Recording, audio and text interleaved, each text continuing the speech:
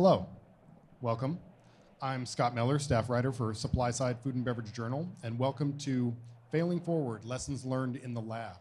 Today, we're exploring the resilience that underscores all innovation within the food and beverage industries, focusing on how many brands didn't get it right the first time, second or even third time around, yet achieve success through a persistence, creativity, and good old-fashioned guts. Today's session will explore the real-world challenges and triumphs of product development, highlighting the invaluable lessons learned from failure. We'll hear firsthand from innovators who have turned setbacks into stepping stones in highly competitive categories. Let's meet our panelists. First, we have Jill Hook. Is that how you pronounce your name? It's Hauk. Hauk. I apologize. I should have asked before. No one knows how to say it. Research and development chef at Culinary Culture, who combines analytical prowess with culinary expertise to create gold standard food applications. Next, we have John Kim, CEO of Tastelli, who leverages his extensive background in retail and product development to drive business growth. His insights into food merchandising and category strategy have significantly shaped the success of his brand. Last but not least, we have Ben Kennedy, CEO of Fable Libations, who's mastered the art of creating alcohol-alternative botanical cocktails, bringing his extensive background in corporate strategy and brand building to redefine the adult beverage landscape.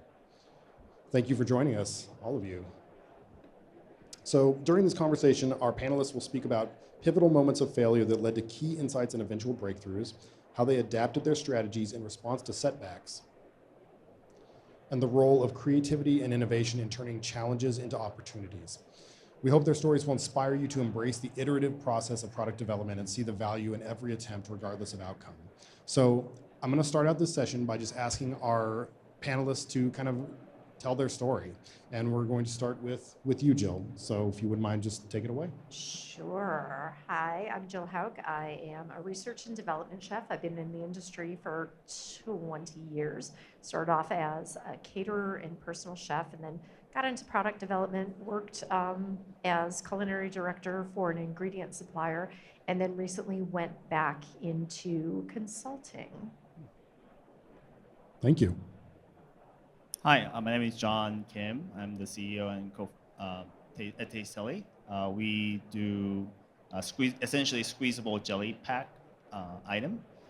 We launched our first SKU or first flavor in March 2021, and since then we made some good decisions, bad decisions, but we're still growing. And we recently launched the kids line, which is also a very interesting topic to share with a broader group. Hi, thanks for sticking around, first of all, especially on Halloween, if you have kids, so thank you. Yes. So my background was in kind of big agency marketing on Madison Avenue back in London. And that kind of gave us the foundation to start Fable, which is a non-alcoholic cocktail line.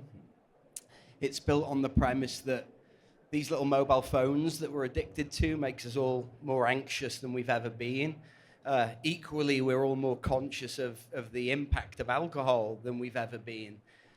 So Fable is a non-alcoholic cocktail, but we use small doses of THC, hemp-derived THC and CBD, to give somebody that buzz or make them, in our case, we say, feel a little tipsy. One Fable is about the same as one glass of large wine, a large glass of wine, in how it makes you feel, just without the hangover the next day. So, thank you all. Jill, let's start with you. Can you share a specific instance where failure led to a breakthrough in product development? Yeah, absolutely. So I was working with a company that was creating some sales samples, fast tracking into a pretty major retailer, and we had aggressive timelines. It was a hot fill and hold product, and is everybody familiar with hot fill and hold-ish? Okay. Hot fill and hold means you create a product, it's at a certain temperature, you know what it is, you put it into the jars, you have to hold it there at this temperature, and it's all for food safety so that you're not killing anyone. And so everything's going along smoothly. Of course, we're under the gun. Like, we got to get these things out. And as we started filling and sealing, the jars started cratering. meaning that they could not handle the heat. And we talked to the production manager and we're like, what's going on here? You were supposed to talk to our packaging. And they're like, the specs say that, our process is within tolerance. So our process is within tolerance. But mistake number one, we had never tested it. And so it was not up to the standards of our production that we were looking for. So we had to quickly pivot, find a new jar manufacturer. This was, did I mention 2020 when there was supply chain issues and everything? So the big challenge to find the jars in the first place. Second challenge was to find the lids, and the retailer that we were working with was adamant that the lids be a very specific color. And it wasn't even their brand. It was just, they wanted something to stand out on the shelves. So we managed to fulfill this, but where we pivoted was in recognizing that packaging did not need to be an afterthought. So I think a lot of brands really do a great job envisioning what their, product is going to taste like, what the shelf life is like, who's the target customer, and so forth. But packaging was seriously not what we had thought about at all. And as a result, the company I was with put in a whole center of excellence around packaging. The tremendous upside for this, because you have to have like that, hey, we did this for a reason, is that by building out this packaging center of excellence, we were able to save the company millions of dollars because they could figure out specifically, like, first of all, they didn't have to waste product, but also we were able to reduce packaging in terms of thickness, and so that saves us money. We were able to reconfigure some boxes so that they could ship more efficiently. So it started off as a disaster, and if you would have asked me then, I was like, I think all of us are losing our careers over this, but it turned out to have a big silver lining. Amazing. So, John. Yeah, I think I can think of a story where when we're developing a new flavor for our cognac jelly, we were thinking about how can we differentiate in the market. And some of the challenges that we had with the existing formula that we had was the aftertaste from the product.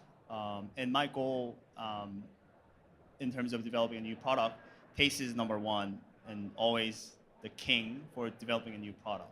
So having said that, we were trying different sweetener options, different flavor options. However, we couldn't get to the final breakthrough or final hurdle of where we wanted to be. And we actually got a pretty simple feedback from our, like a friend of ours in the industry. And her recommendation was like, keep things simple. Just don't get watered down with so many information that's coming to you. Like, keep it simple to your North Star, which was, once again, the original objective was to make the best flavored jelly product that everyone will love. And having said that, what can you do to get there? And that feedback was very critical and led us to kind of focus on that approach on developing, focusing our attention to the customers. And through like a sensory analysis or sensory survey, we're able to identify the way to improve our aftertaste and be able to cross the finish line. And that flavor was mango pineapple, and which became the number one seller for our item. Fantastic. Ben? Yeah, so our goal initially was to launch the world's first cannabis-infused spirit was the goal, and this was back in 2018. And I'd never made a beverage before. My wife had never made a beverage before, so we really, really did not know what we were doing. And we thought that we could make this spirit, but when you deconstruct what goes into a spirit being a spirit, or a wine being a wine, or a beer being a beer, there's an age-old process and ingredients that all come together to make that product. So if you start taking ingredients away, specifically alcohol, because you can't mix alcohol and cannabis together, so the alcohol gets taken to one side, and then you add the terpenes and the cannabinoids that come with the emulsion, the THC, the active agent, that's a little piney. So you're now bringing a piney ingredient into a non-alcoholic base. And where most companies kind of end is a watery, slightly bitter, lemony, because lemon is easy to try and mask the bitter, kind of thin product that they call a spirit. And you can apply that thinking to wine and to beer and all these imitation products that come along. Now, the positive and the learning with having an imitation product is if I said to Scott, hey, here's a cannabis-infused grape seltzer, he knows exactly what that is. Knows exactly what that is. If I say, here's a cannabis-infused original cocktail, right? So there is a spectrum you have to navigate, and that's why having a cannabis-infused margarita that doesn't taste like a margarita does pull. The challenge is somebody will put liquid to lips once, and then they compare it to the original margarita, and it falls away. So we pivoted early on, and we said, we can't do this to the point that it would taste anywhere near the product that ultimately we're looking to displace. So what are we doing? So we pivoted at that moment to botanical cocktails because we felt minus the alcohol, we could still, using natural ingredients, recreate the consumption experience of an alcoholic cocktail. And that isn't something we felt we could do with a spirit. So. Fantastic. I want to thank all of you for sharing those stories, because I know it's not always easy to admit to when you've experienced failure. So that's great. And in that vein, I wanted to ask, how important is it, and how do you foster a culture that accepts making mistakes within a team in the food and beverage industry? How do you continue to drive innovation after having one of these failures? Jill, would you like to start us off? Yeah, some of it I think comes down to you have to have management support, like executives from the top down, who model that they have a willingness to try and not necessarily get that return on investment immediately. Also, I've worked on teams where we do just off-the-wall brainstorming, where we're going to put some ideas out there that we absolutely know are not commercializable. And what that does is it really demystifies the creative process. It sends the signal that there are no bad ideas, because some of them can be workshopped into something that's good. I think you also have to have fun with it. And if you are a person who's leading innovation, admit your own mistakes first. It's really, so I walk into most rooms for innovation and I was like, I know something about failure. I'm on my second marriage. So that immediately, lets people know you're not afraid to try again. Great. John? Yeah, I think entire approach, the way I think about the innovation and failure, a new project or a new product doesn't have to be like perfect, right? I think the goal is to get the 80% right. And then the whole process from the ideation to launch, I think you have a brand or a new product development should think about getting that 80% right. The question is, once you go through that one revision, can you make it to like 90, 95% right? I guess that's the step that I'm thinking about. And it's a good mentality to have, because then, as I was sharing earlier, like we're trying to perfect the flavor so much. We got like watered down. But once again, we kind of cleared our mind, took a step back, and come back with an approach that like, hey, we want to get 85% right, and then if we need to, and we'll make an adjustment. I think that approach kind of helped us to go across the line, and then be able to come the product to the life. And once again, I think the second refinement process is critical to make the product successful. So I think that's my thought in terms of how we approach the new product development. Yeah, on the innovation front, I sometimes worry that our challenge is that we're a step ahead of the market even now, because Fable is a sophisticated cocktail. It has the bite and the burn and the viscosity and the flavor arc of an alcoholic cocktail, which means we have a lot we need to pay off. We need to educate the consumer on. So we have a sector that's saturated by seltzers predominantly, and then sodas, and they're driving volume.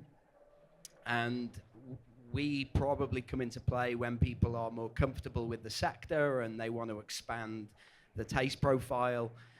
So from an innovation standpoint, I actually think we have a challenge with that right now in almost diluting that a little bit to meet the consumer's education level.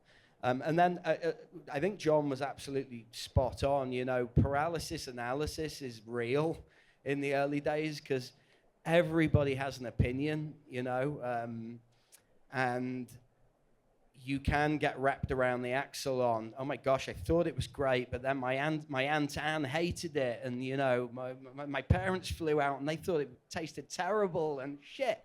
And you know, if you do, you will know if you have a product that tastes good if you put it in front of the right people, and at that point, I think John's right. I think you have to go.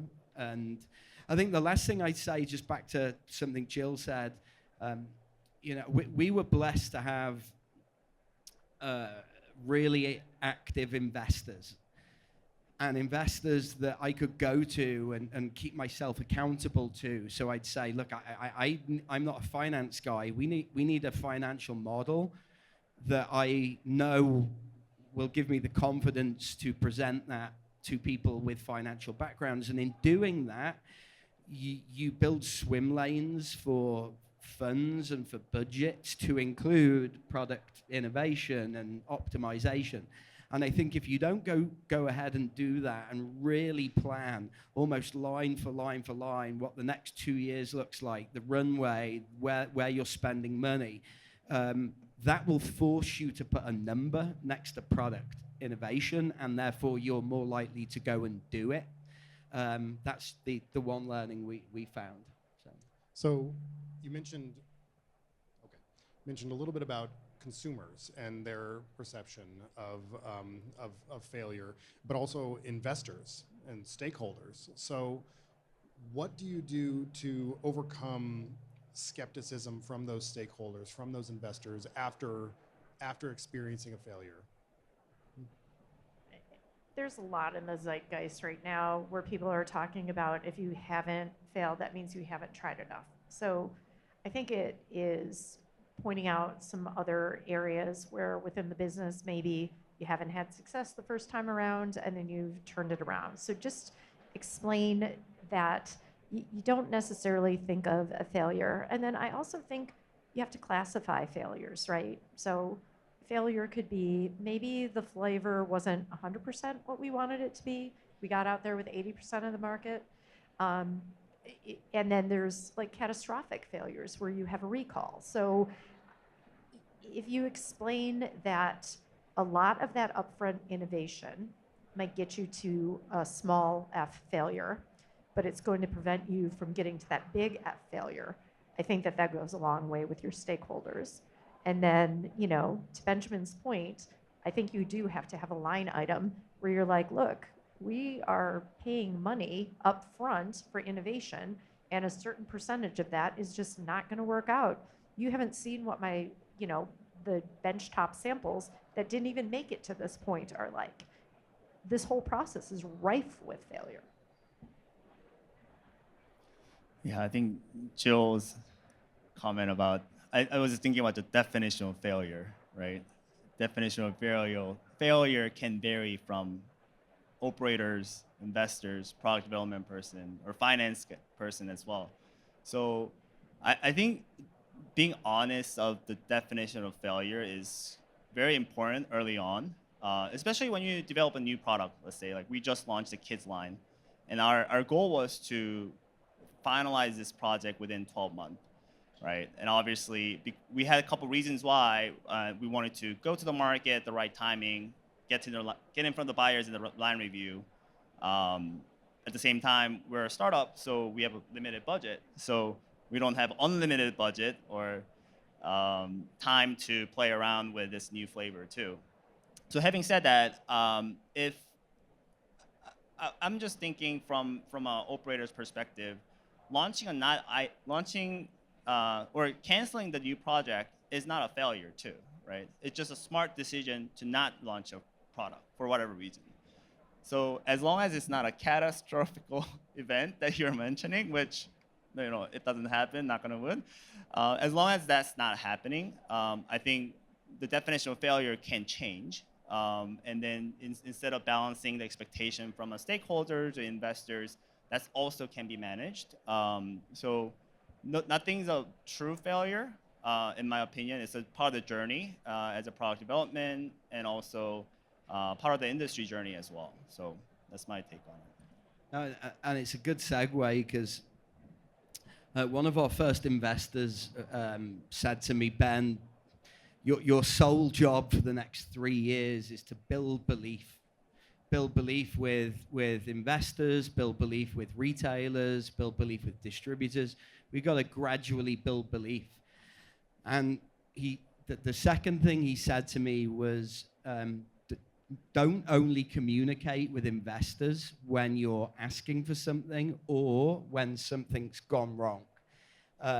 So if you enter the relationship from the beginning with openness to being transparent and you communicate that, then you're building belief, that we're learning, that we're transparent, and that we're learning from our mistakes. And I think that's always the better pathway than, and as easy as it sounds, we thought, like people are just gonna call bullshit on that, so.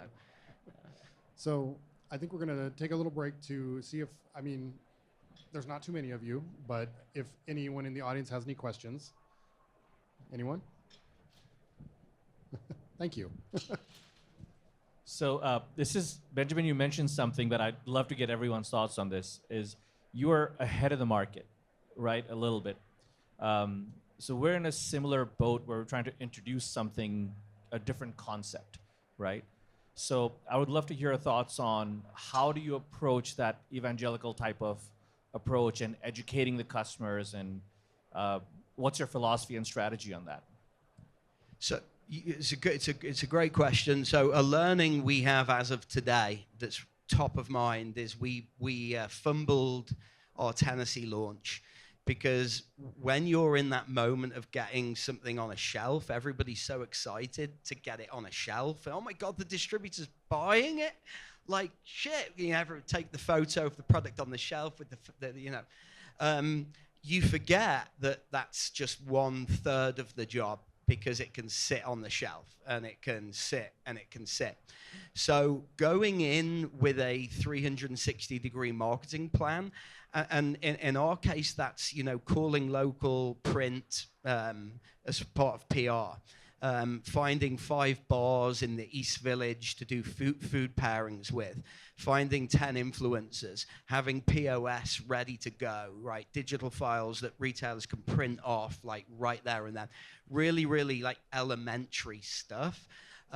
If you take a step back, what I'd say is on that model, know what the expectation is of that market from a forecast standpoint. And then what we're telling investors is my sole job now with a new market, new product, new market, is to understand the cost per acquisition, like the true cost for that market to be successful.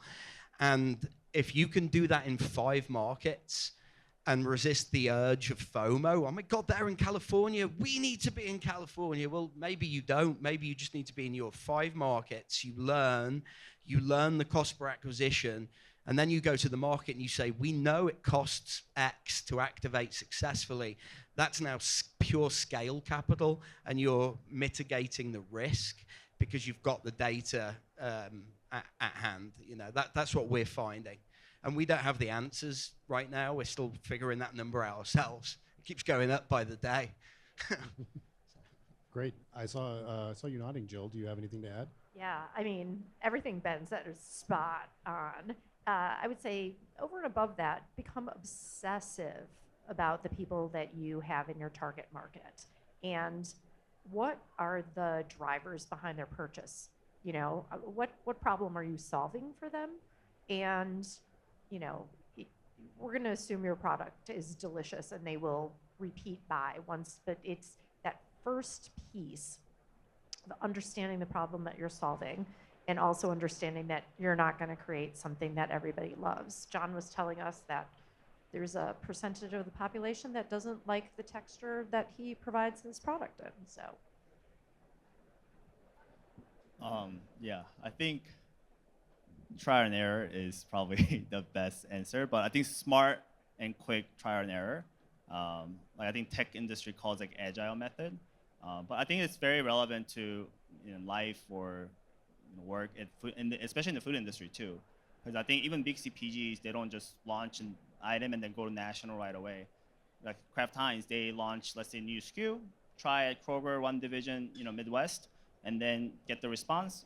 And if there's a positive, then they really double down, finding the right customer target and double down. So I think we were actually looking into different sales channels or different marketing options as well early on. And then the last year was basically exploratory, and this year was kind of scaling, building a foundation to scale next year. So I think that was our mentality of the journey in the 5-year plan for our growth. and you know, when you're on that journey and you're launching a product, don't be afraid to create scarcity. I think that was something that really worked for Popeyes when they launched their chicken sandwich. You know, they were like, all right, we may not be able to serve all of the marketplace. And then there was a buzz around that sandwich it's still buzzing. And just very, very quickly as well, TBWA Chiat Day, one of the biggest creative agencies on the planet, and they base everything they do off of understanding a convention, a tension, and then disrupting it. So in our case, the convention is non-alcoholic, right? The tension is people want something to take the edge off the day. The disruption is, and if you can find that tension and you can understand the conventions in the market and you can find that tension, that's a really good way of breaking through, with that advantage you have. Fantastic. Thank you for those great answers. Before we wrap up, I would like to go around and just get one key takeaway from each of you about how to move forward from failure. Would you like to start, Jill? Yeah, fail fast. Well, that was perfect. I think just don't give up. Just once you give up, then that could be a failure too, right? So. My friend in England says, he calls me Cano. He says, Cano, remember, eagles may soar, but weasels don't get sucked into jet engines. Thank you for that. And thank you all for attending. Let's give a round of applause for our panelists. This was great. Thank you so much. And enjoy the rest of the show. Thank you.